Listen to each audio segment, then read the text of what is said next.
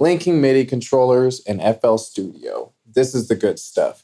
Here, you will learn how to use your drum pads and your keys separately. You'll learn how to map things once so that you never have to map them again. And you'll learn how to make settings interchangeable between channels. So if you want to affect pitch with a knob, that knob will always affect pitch forever, no matter what channel you're on. Although this is going to be all about how to link your controller, if you haven't actually set your controller up in FL Studio, please watch the video above, somewhere in one of these little calling cards. So first things first, we're going to go over how to link your MIDI controller to a specific channel, because I think that's one of the coolest ones. And to do this, we're going to right-click. We're going to go to Receive Notes From. We're going to go to my MPK, and I'll choose the channel. Now, if I play my piano keys, even if I've selected a different channel, it plays the keys there. Now, the cool thing about this is if I right-click this and I go Receive Notes From and I choose Channel 2 instead, now my pads are controlling battery while my keys are controlling contact.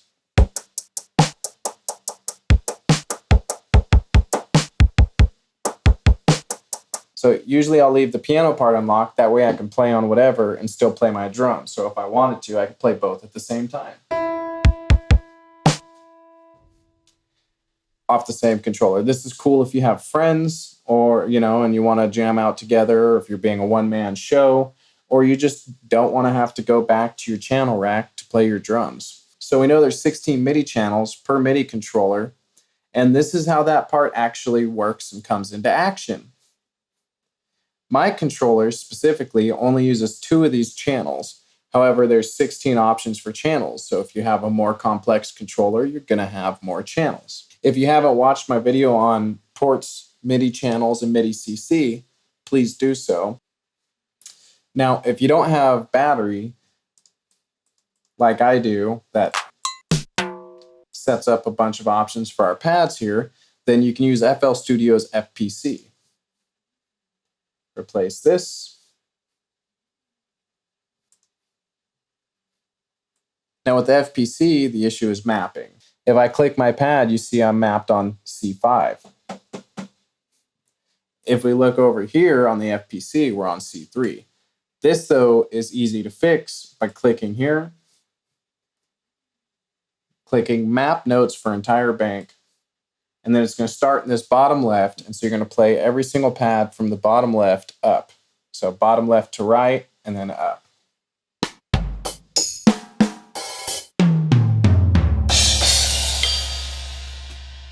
And we are now mapped.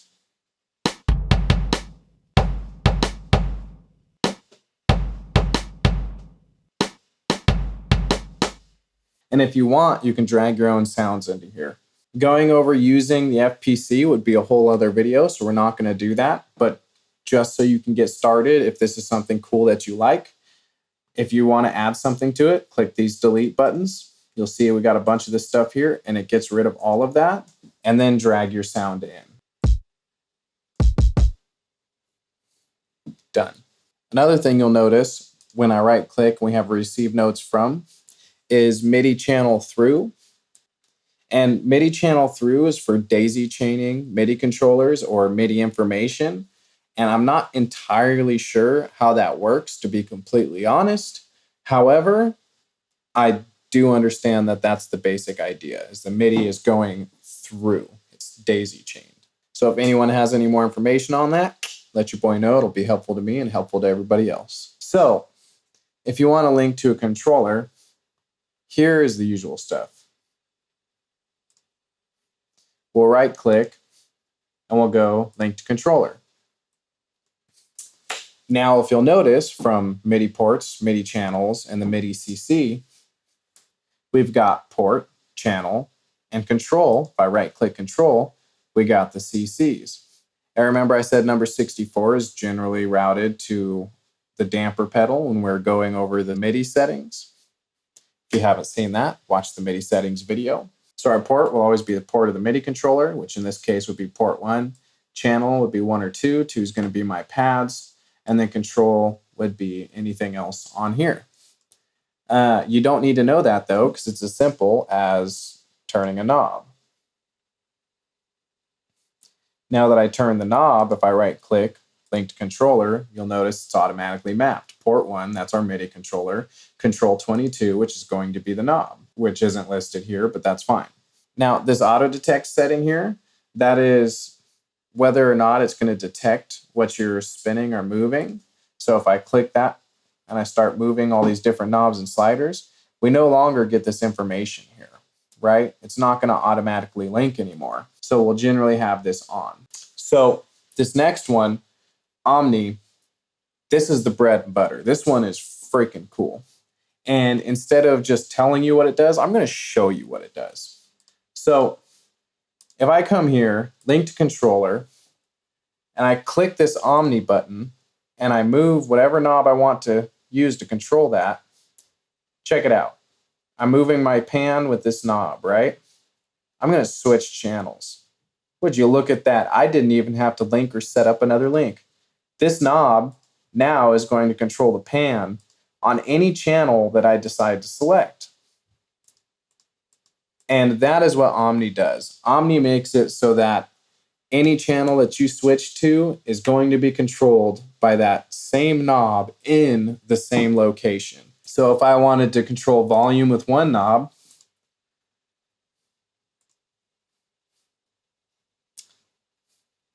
and then the pan with the other, now I can, and that can always be mapped, so I can always know and get used to the workflow of having that set up. So if we go back to the link to controller setting here, I'm going to turn Omni off. We've got modes: hold, latch, ink, and stay. So what hold's going to do is hold is going to disregard any release curves, how we talked about in the MIDI settings section, that release curve and the mapping for that, and or the sensitivity for that. Hold is going to disregard any release sensitivity and just hold a note until you let a key go. Latch, on the other hand, is going to act more like a switch. So let's say I put it to latch, and I'm going to click a key here. So every time I click this key, it's on. Every time I click the key again, it's off. And this could be great if you're using it for mute, unmute, like if you set it up maybe in your mixer or something like that. You go link to controller. We're going to go latch, and then I'm going to click a button. And now, every time I click that button, it's going to turn it on or turn it off. Now, the next option we have is ink, which is increment. What this is going to do is it's going to turn it up or turn it down in incremental values. So if I click ink, and I didn't even link that. So if I click ink and I choose the key I want to use, and we watch this here, every time I click that key, we're going to get a change. Next option or setting we have is stay. Now what stay is going to do is stay is going to measure the initial velocity and then stay there. So it's going to hold and never release after it gets the initial velocity value.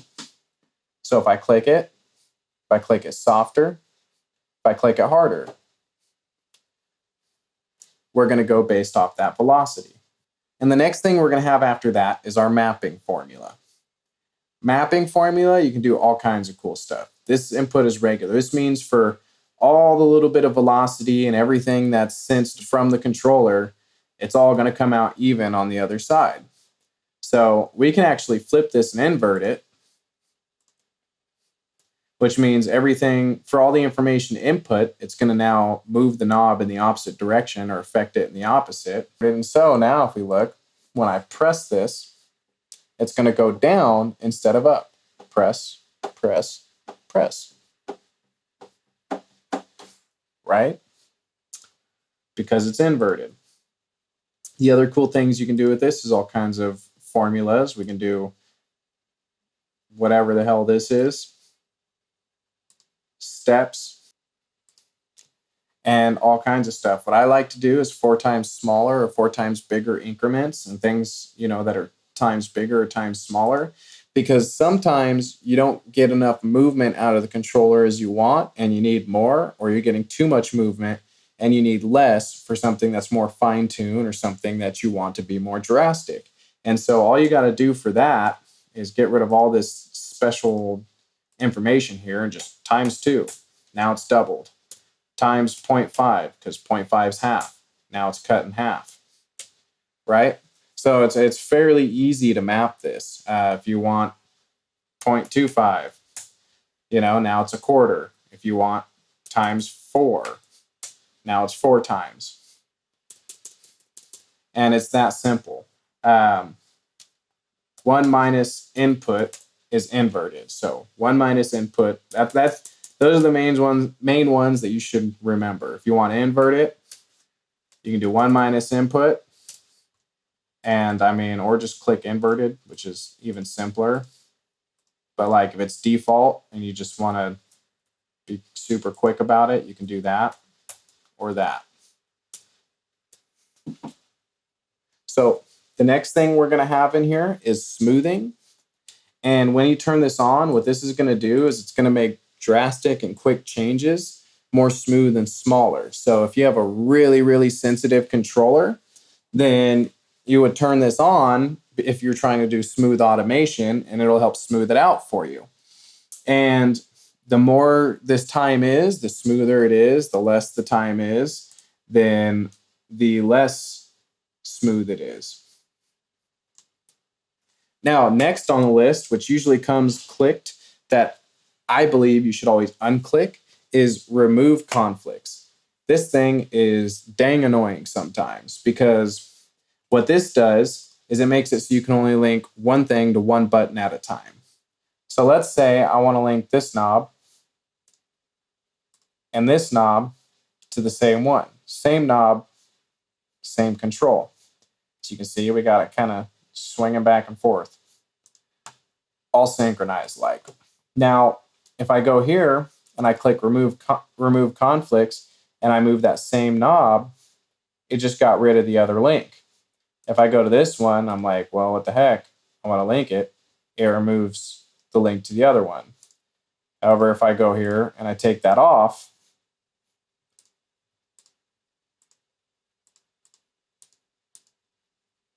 controller, now we're all good. So remove conflicts, always off for me, because I know if I'm linking something to something, I'm doing it on purpose. Okay. And the reset button is always going to clear something out. So I want you to notice we've got link 1 here. Okay. Link 1, new link. So what'll happen sometimes is you've got link 1 set up, and then you're going to go new link. Let's exit out, link to controller. You have link 1, you're going to go new link, and you're going to make a new link, and you're going to go, well, I don't want that, so I'm going to get rid of it, and yet it's still being controlled. And the reason it's still being controlled is because you've got multiple links. And so that's the deal with these different links. So if you want it to not be controlled anymore, you're going to have to reset all your links. Sometimes you're going to go to unlink. You're going to be like, what the hell's going on? What's going on is you got multiple links to reset. Something cool that not a lot of people know is you have this link to controller option, and you also have override generic link.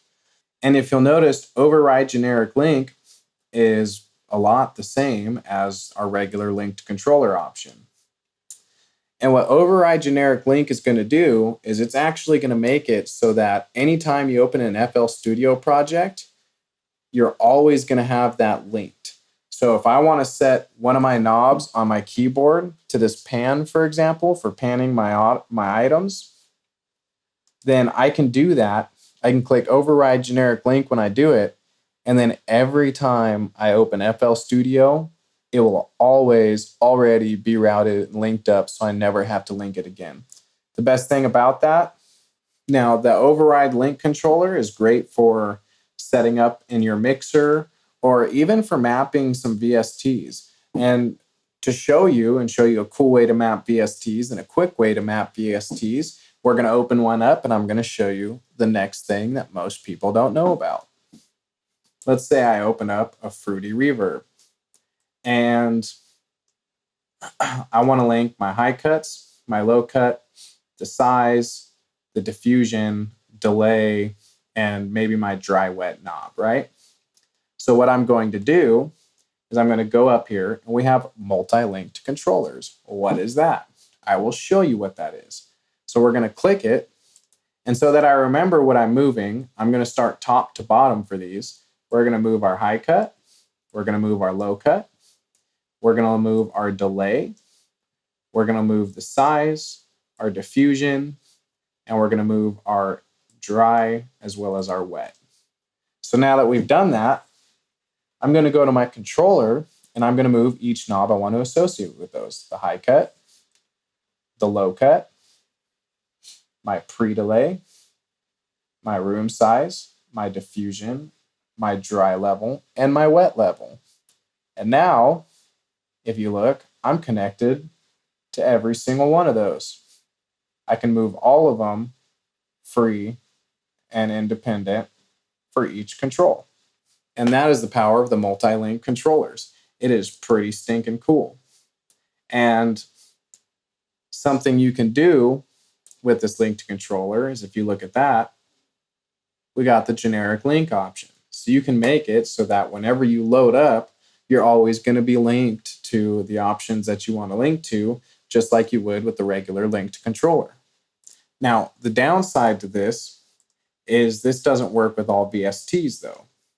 So some VSTs, like Contact here, if I right click, it's got Learn MIDI CC, but then I start moving what I want to move it, and it's not learning it. Actually, it's messing with my pan up here because that's what I previously set this controller to.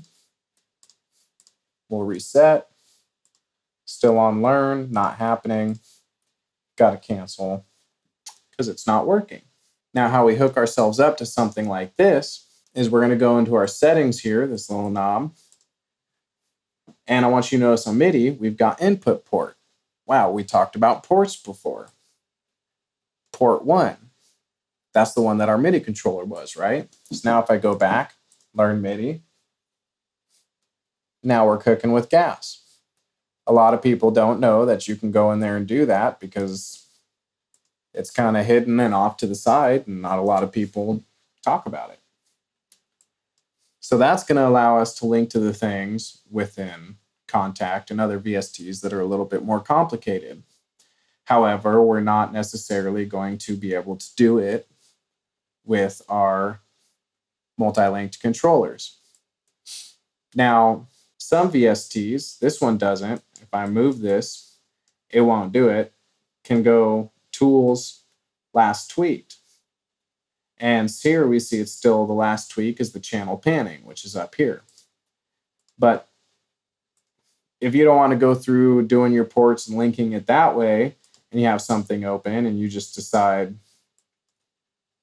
that you want to just link the one knob and not deal with it, then move it, Tools, Last Tweaked. Sometimes it shows up right here, Massive Macro, Linked Controller. Now I'm hooked up to that without having to route it. And the reason you might want to do this is because I want you to notice something. I'm going to click one of these other channels, like Massive, for example. I'm going to turn this down in case it's loud. I'm going to play keys for Massive. Do you hear that in the background? I'm on Massive playing Massive, but my piano from Contact is playing. And the reason for this is because we have our input port turned on to 1 for Contact, which means that it's picking up everything from our controller and sending it through Contact through that port. Now, there's a way we can get away with not having this happen. The way we do this is with a little plugin in FL Studio. We're going to go Add, Midi Out. This Midi Out, we're going to do our channel and our port. And this doesn't have to match the port of our MIDI controller. This is its own MIDI controller. This is its own Midi Out. So I will send it to port 0. We'll go to contact and do port 0. Now, anytime I select Midi Out,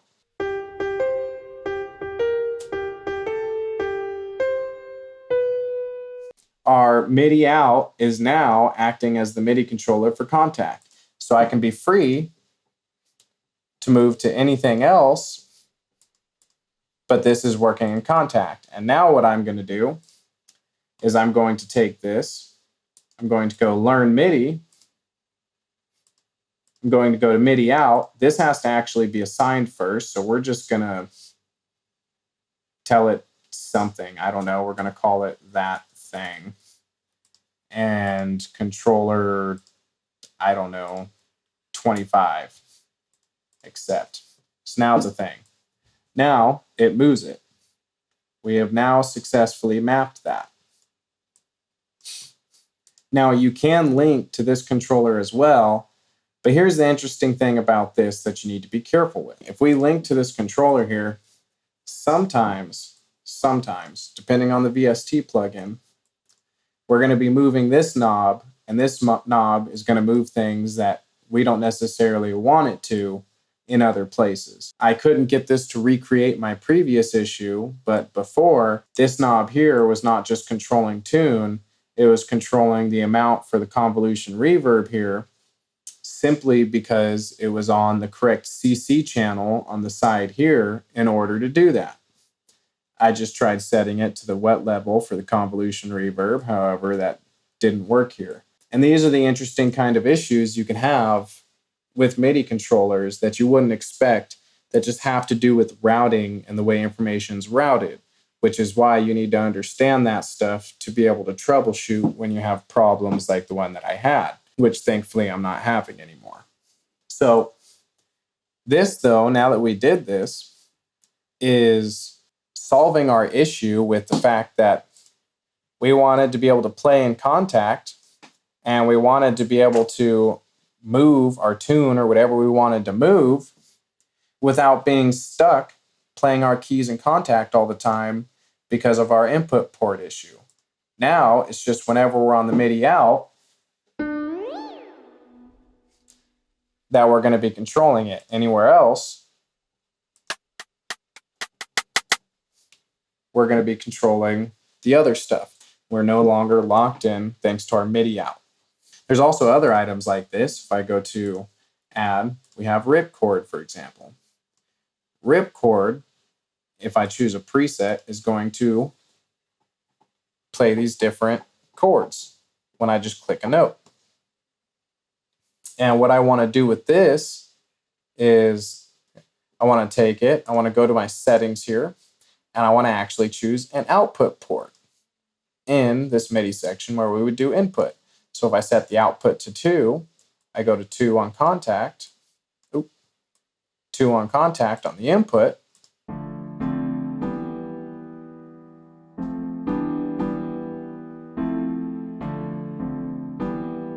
right? Pretty cool. Now, speaking on VSTs, VSTs will often use MIDI information separate than us. So what I mean by that is, I mean that we're telling it that we're telling FL Studio what channels or what ports to use, and the programs or VSTs like Contact are going to have their own routing and their own systems for how they use channels and ports.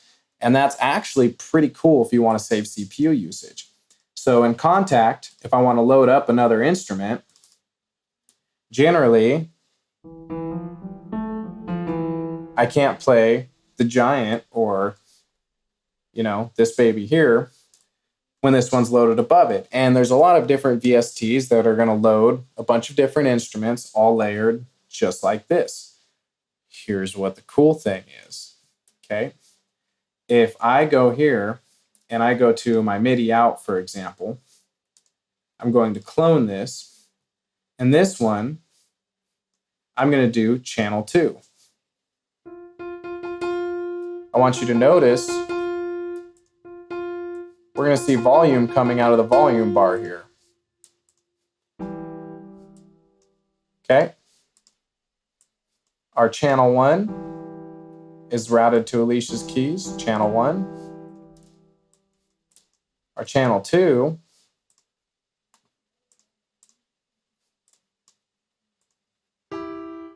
is routed to the Giant. To make it more obvious, I'll choose a different instrument.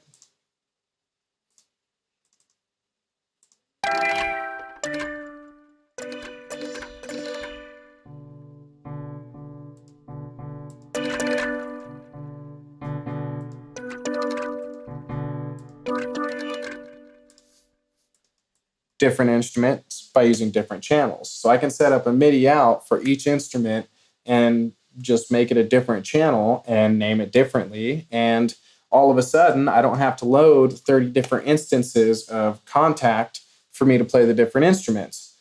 I can just have one giant Contact session open. Now, just like there's MIDIs, like this Midi Out and rip chord that is internal, I can send internal information like the chord information to other VSTs. There's also other types of internal controllers we can use specifically for knobs and things like that. If you want to learn more about the internal controllers, you can check out my video on linking internal controllers.